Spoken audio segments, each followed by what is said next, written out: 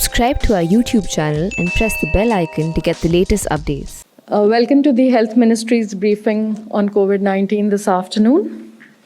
We have with us Shri Rajesh Bhushanji, Secretary Health and Family Welfare, and Dr. Bhargav, DG ICMR. Secretary Health will give us a brief on the latest update on COVID-19, followed by some remarks from Dr. Bhargav, and then we'll take some questions. Over to you, sir. Thank you, नमस्कार।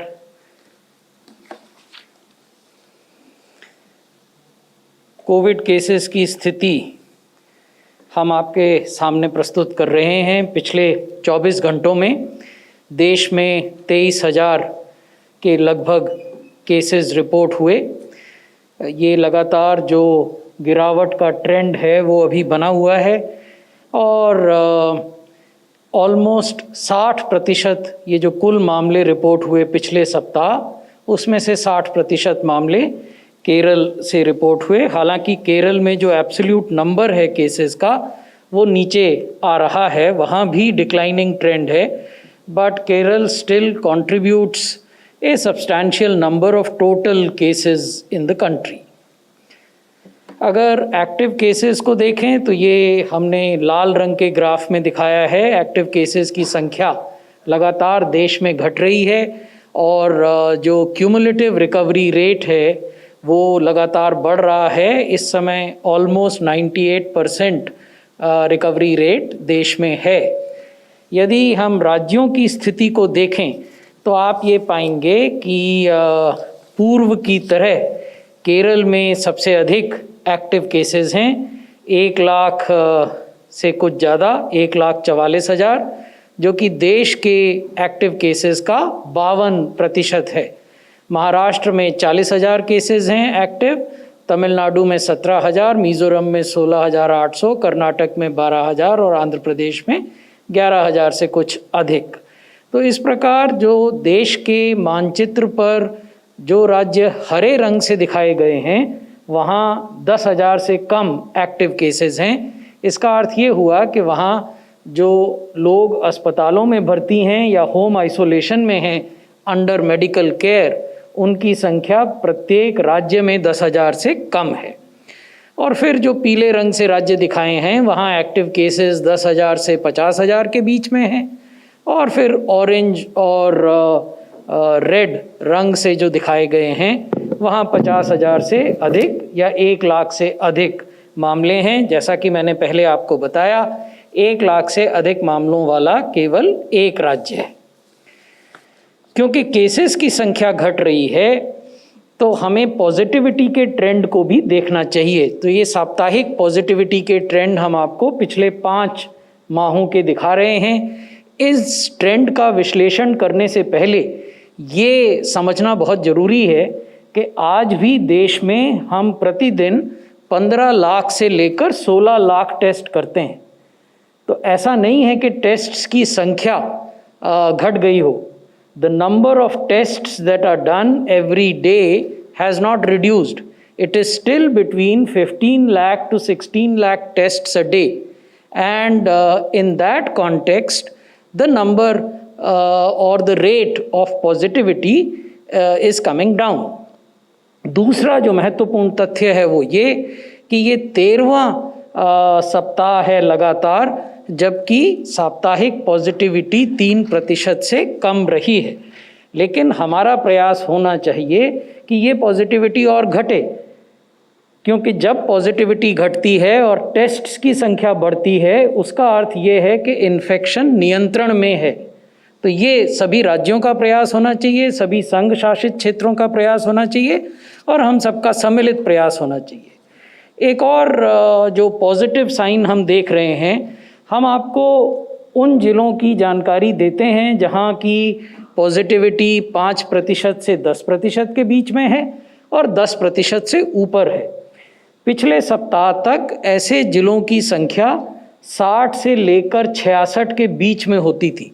The number of districts where positivity is more than 5% and more than 10% used to be between 60 to 66 in numbers. That number has come down and today it is 48। उस 48 की संख्या में 18 जिले ऐसे हैं जहां की वीकली पॉजिटिविटी 5% से ज़्यादा है और 10% से कम है। उन जिलों का ब्यौरा हमने इस स्लाइड में आपके सामने रखा है और ये 30 जिले ऐसे हैं जहां 10% साप्ताहिक पॉजिटिविटी से ज़्यादा है। तो इसका अर्थ ये हुआ कि देश भर में कुल 48 जिले ऐसे हैं जिनको विशेष रूप से देखने की आवश्यकता है, वहाँ निगरानी रखने की आवश्यकता है, वहाँ जो कोविड अप्रोप्रिएट बिहेवियर है उस पर विशेष ध्यान देने की ज़रूरत है। ऐसा नहीं है कि बाकी जगह नहीं इस चीज़ों पे ध्यान देना, लेकिन क्योंकि इन जिलों में पॉजिटिविटी अपेक्षाकृत अधिक है इसलिए ज़रूरी है कि यहाँ विशेष सावधानी बरती जाए। अब हम वैक्सीनेशन की बात करेंगे। आज सुबह के आंकड़े मैं आपसे शेयर कर रहा हूँ। 88 करोड़ से ज़्यादा वैक्सीन डोजेज़ एडमिनिस्टर की जा चुकी हैं। हमारा ये मानना है कि आज देर रात तक हम 89 करोड़ डोजेज़ एडमिनिस्टर कर देंगे। इनमें से 64 करोड़ से ज़्यादा डोजेज़ पहली डोज़ हैं और 23.70 करोड़ दूसरी डोज़ हैं। अगर कैटेगरी वाइज देखें, श्रेणीवार क्या स्थिति है, तो जो हेल्थ केयर वर्कर्स की श्रेणी है उसमें 99% हेल्थ केयर वर्कर्स को पहला डोज मिल चुका है और जो fully protected health care workers हैं यानी जिन्हें दोनों डोज मिल गए हैं वो 85% हैं। फ्रंट लाइन वर्कर्स को देखें तो 100% लोगों को पहला डोज मिला है और 82% फ्रंट लाइन वर्कर्स ऐसे हैं जिन्हें दोनों डोज प्राप्त हो गए हैं। 18 बरस से ऊपर की जनसंख्या में 69%, this is a very significant number, 69% of the population that is more than 18 plus in our country has received at least one shot of the vaccine और 25% जनसंख्या ऐसी है जिसको कि दोनों वैक्सीन के डोजेस प्राप्त हो गए हैं। अब हम आपको राज्यों की स्थिति देश के नक्शे पे दिखाना चाहेंगे। तो 6 राज्य और संघ शासित क्षेत्र ऐसे हैं जिन्हें कि 100% जिन्होंने पहला डोज का कवरेज किया है। उसके बाद 10 राज्य और यूटीज़ ऐसे हैं जिन्होंने कि पहला डोज 80% से अधिक लोगों को दिया है। 15 राज्य और यूटीज़ ऐसे हैं जिन्होंने कि पहला डोज 60 से 80% लोगों के बीच में दिया है और 7 राज्य और यूटीज़ ऐसे हैं जिन्होंने अभी भी पहला डोज 60% से कम लोगों को दिया है। जो राष्ट्रीय औसत है, जैसा मैंने अभी आपको बताया, वो 69% है फर्स्ट डोज कवरेज का। ये हम पहले भी आपको दिखाते रहे हैं। ये वो राज्य और संघ शासित क्षेत्र हैं जहां 18 से अधिक की जनसंख्या को 100% लोगों को पहला डोज दिया जा चुका है। लक्षद्वीप, चंडीगढ़, गोवा, हिमाचल प्रदेश, अंडमान एंड निकोबार आइलैंड्स और सिक्किम। उसी प्रकार ऐसे राज्य और संघ शासित क्षेत्र जहां की 85% से ज़्यादा लोगों को पहला डोज दिया गया है 18 से अधिक आयु के लोगों को, उसमें दादरा और नगर हवेली, केरला, लद्दाख, उत्तराखंड, मध्य प्रदेश और गुजरात ये राज्य हैं। और कहाँ कितने प्रतिशत जनसंख्या को पहला डोज दिया गया वो भी हमने जानकारी आपके साथ साझा की है। Vaccination by gender and by locale, ये भी एक महत्वपूर्ण मुद्दा है जिस पर समय समय पर विमर्श होता है। जो हमारे कोविड टीकाकरण केंद्र शहरी क्षेत्रों में स्थित हैं वहाँ कुल टीकाकरण का 35% वहाँ हुआ है और जो कोविड टीकाकरण केंद्र ग्रामीण क्षेत्रों में हैं वहाँ कुल टीकाकरण का 64% हुआ है। यानी रूरल एरियाज़ में टीकाकरण का जो प्रतिशत है वो शहरी क्षेत्रों से अधिक है और वो हमारी जो जनसंख्या का बंटवारा है शहरों और ग्रामीण क्षेत्रों के बीच लगभग उसके अनुरूप भी है। उसी प्रकार अगर महिला और पुरुष बेनिफिशरीज़ को देखें तो 52% से कुछ अधिक टीकाकरण जो पुरुष बेनिफिशरीज़ हैं उनके लिए, और 47.9, इसको आप 48% मान सकते हैं, ये महिला बेनिफिशरीज़ के लिए है। अदर जेंडर का टीकाकरण का भी आंकड़ा हमने आपके साथ शेयर किया है।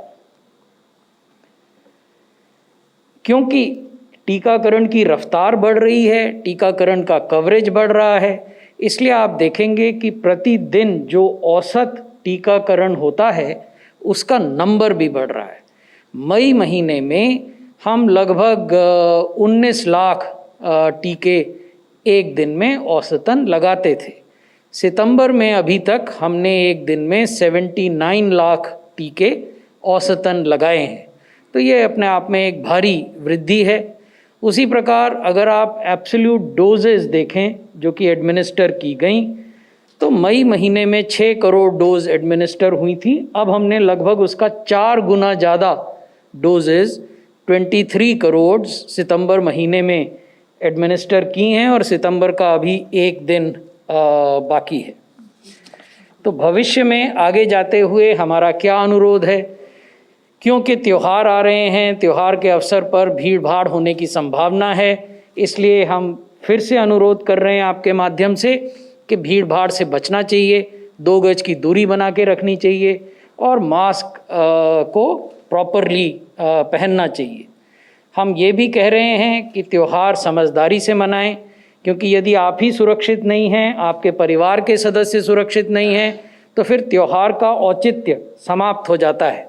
इसलिए त्यौहार ज़रूर मनाएं, लेकिन त्यौहार कोविड एप्रोप्रिएट तरीके से मनाएं, घर के भीतर मनाएं जहां तक संभव हो सके, और जो हम बार बार कहते हैं कि 2 गज की दूरी बना कर रखें, मास्क पहनें, हाथ को या तो सैनिटाइज़र से या साबुन से का इस्तेमाल करके धोएं, तो ये सब काम भी करने चाहिए। हमने पिछली बार आपको बताया था कि स्वास्थ्य मंत्रालय ने सभी राज्यों के लिए एक एडवाइजरी जारी की है 21 सितंबर को। उसके बाद गृह मंत्रालय ने भी 28 सितंबर को एक एडवाइजरी जारी की है सभी राज्यों के लिए, जिसमें ये कहा गया है कि ऐसे इलाके जो कंटेनमेंट जोन के रूप में नोटिफाई किए गए हैं, या ऐसे ज़िले जहां 5% से ज़्यादा पॉजिटिविटी है, उनके आंकड़े हमने अभी आपके साथ साझा किए थे, वहाँ मास गैदरिंग अवॉइड किए जाने चाहिए। हमने ये भी कहा है कि पहले से अगर आप कोई आयोजन कर रहे हैं, कोई एग्जीबिशन कर रहे हैं, कोई और चीज़ें कर रहे हैं, तो उसके लिए एडवांस परमिशन की व्यवस्था होनी चाहिए, जिसमें कि कितने लोग वहाँ जुटेंगे ये संख्या पहले से बताई जानी चाहिए, और ये स्थानीय कॉन्टेक्स्ट पर आधारित हो सकती है, और ये विशेष रूप से ऐसे ज़िलों में किया जाना है जहां पॉजिटिविटी रेट 5% और उससे कम है। तो 5% से अधिक वाले ज़िलों में क्या करना है, ये भी हम परामर्श दे रहे हैं।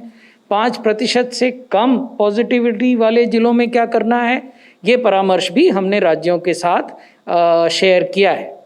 हम ये भी कह रहे हैं कि जब भी राज्य सरकारें कोई रिलैक्सेशन देती हैं या कोई रिस्ट्रिक्शन लगाती हैं, तो ये एक डायनेमिक प्रक्रिया होनी चाहिए, और ये जो साप्ताहिक केस पॉजिटिविटी है, वीकली केस पॉजिटिविटी, उसके आधार पर ऐसे निर्णय लिए जाने चाहिए। हमारा ये भी अनुरोध है कि यदि कोई ट्रैवल अनावश्यक है तो वो आप न करें, और यथासंभव आप अपने परिवार और अपने मित्रों के साथ जो भी त्यौहार मनाना है उसको ऑनलाइन मनाएं, छोटे ग्रुप्स में मनाएं, कोविड अप्रोप्रिएट बिहेवियर का पालन करते हुए मनाएं। धन्यवाद। Dr. Bhargav. Thank you, sir. I think you have emphasized what I am going to emphasize further. Basically, 2 things: festivities and travel. So we know that festivities are on the horizon, and people are planning to travel linked with festivals or holidays. So increased population density in any area associated with travel increases the chances of infection to tourists, to local population, as well as travelers. So it will be prudent to avoid non-essential travel. So I emphasize prudent to avoid non-essential travel and observe festivity. Observe festivity, but at low key. So all festivities, please observe them, but at very low key, at least this year. So I will just stop this here and happy to answer questions. Floor is open for question. Okay, we can start with Runjhun.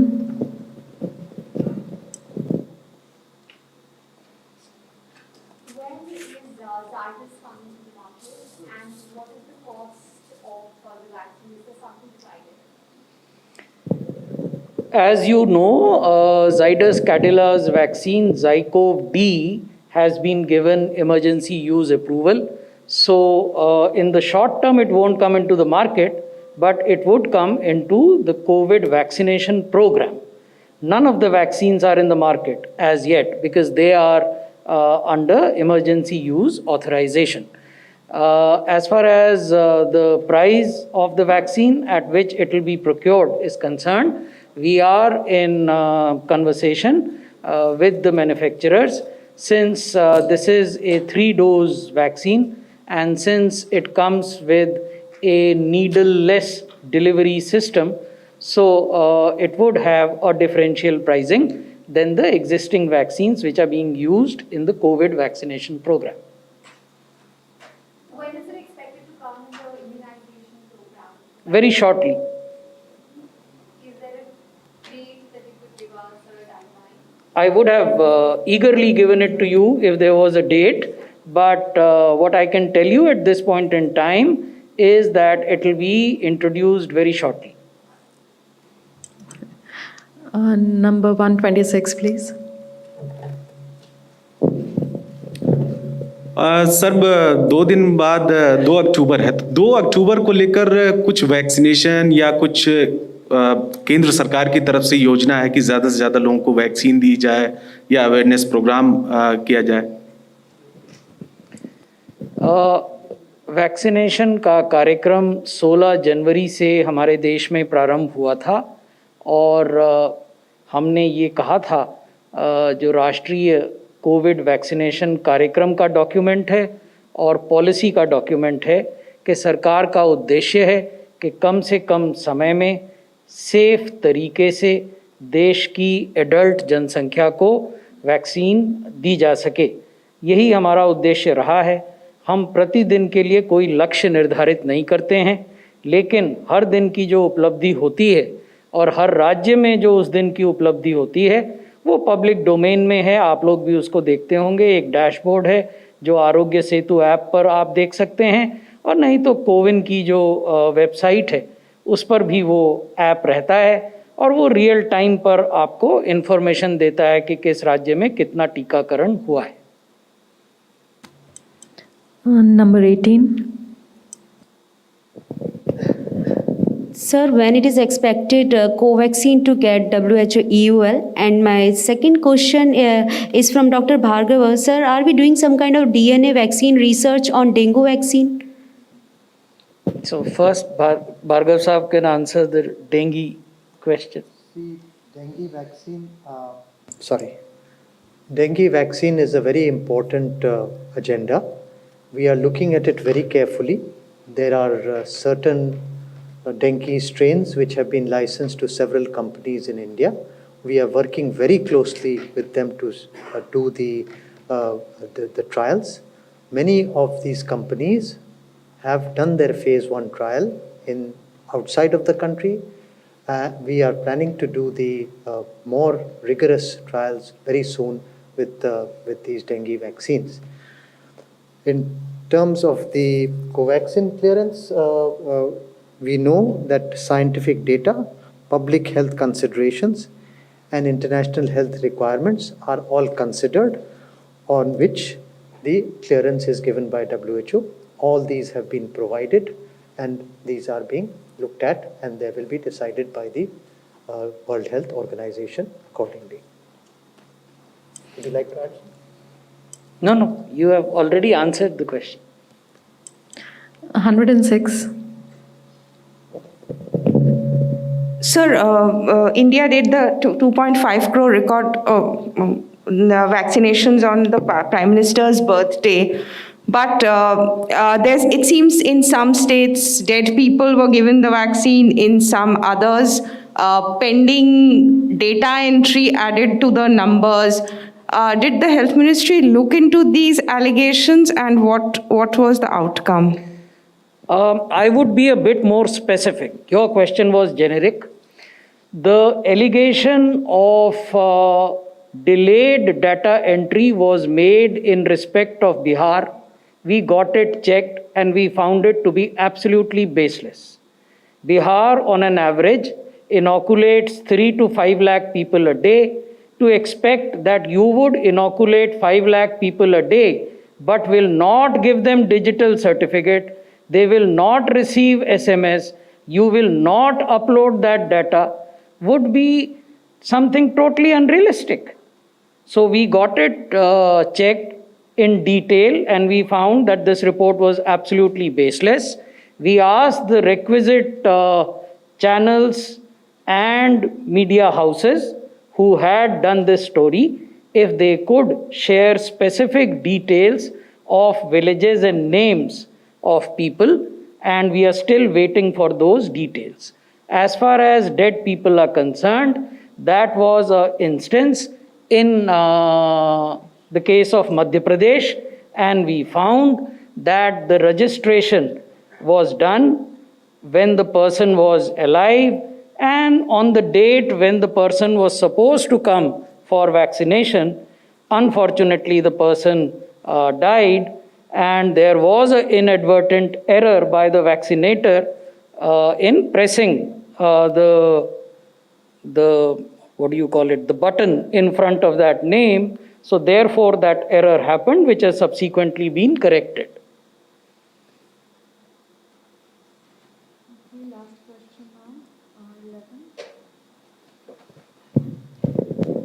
My question to Secretary Sir, we've been looking at data every day where you show us how many healthcare workers and frontline workers get vaccinated. We're still looking at 99% healthcare workers first dose and 85% second dose. So what do you think is the problem? Because healthcare workers were prioritized first in the entire country when the pandemic broke out. In fact, more frontline workers have received first dose than the healthcare workers also. My second question is in continuation. Do you think that healthcare workers who were initially vaccinated would now require booster doses? Because we've seen that there is waning immunity after vaccination after some months. The second part of your question, I would request Dr. Bhargav to answer. But the first part, we have also taken this up with the states. There are certain specific states where the second dose coverage is on the lower side, and we have drawn their attention, and we have provided a facility in the CoWIN system where line listing of people who have missed their second dose can be generated. So states have got those lists and they are looking at these people and trying to ensure that second dose is given to these people. And about the booster, I think Dr. Bhargav would be the right person. Okay. I think currently I would say that the talk of booster is not pertinent, and I said this last time also.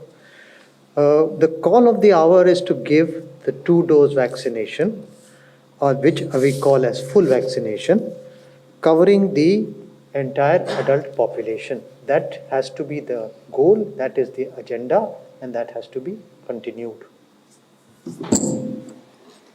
Thank you. Just add one more point. We have had some studies in India where, including Bangalore, from some hospital where they have looked at the antibodies, and they have found that antibodies are persisting for much longer. More than 95% of the antibodies persist for up to a year.